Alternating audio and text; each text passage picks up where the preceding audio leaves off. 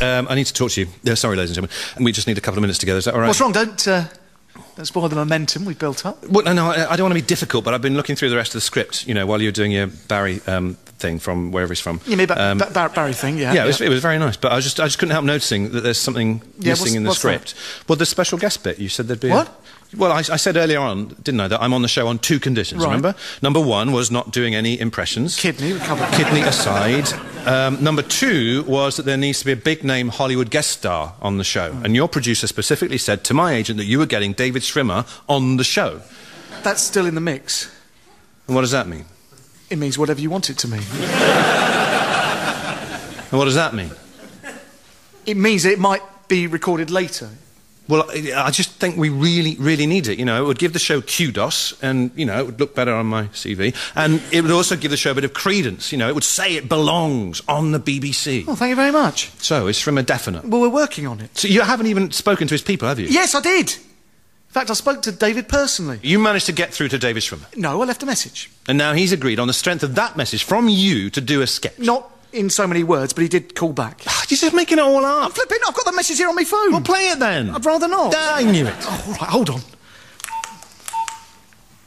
You have 1 saved message. Message 1. This is David Schwimmer.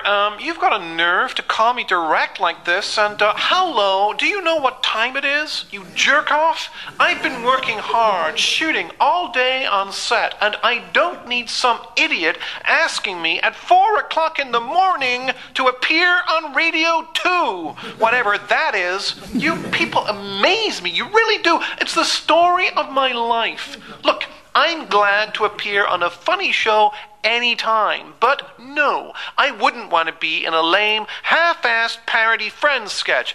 Oh, it's called the one with Ross's new best friends, McGowan and Lowe. Ho, ho, ho. Then I can't believe you wanted me to check the availability of the other cast members of Friends. Incredible. Like me, they would never even entertain the idea.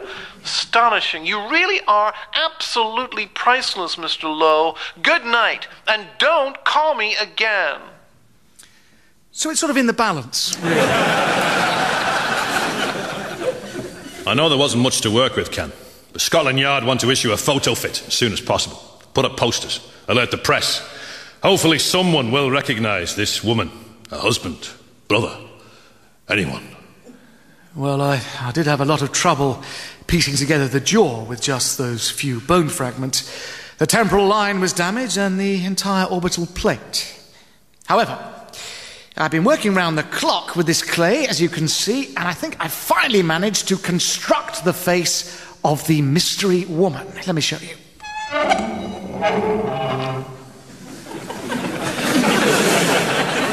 Tina Turner. Yeah. So you're saying the mystery body found in the canal just outside Uxbridge is the American soul singer Tina Turner? It certainly appears that way, Inspector. Ken, this is ridiculous. Isn't it just? What has she ever done to anyone?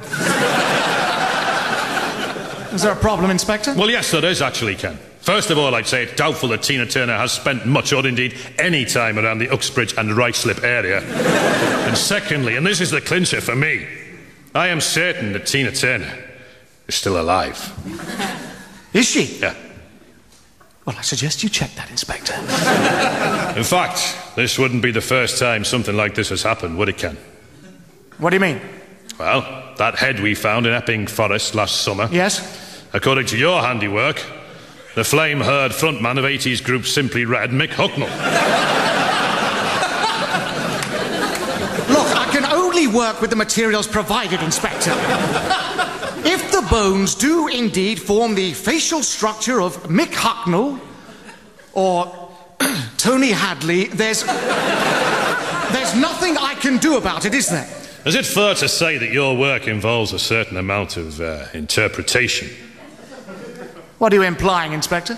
The skull we brought you from the Norfolk Broads, for example. For the 100th time, no one has seen Lamal out of Kajagoogoo for years.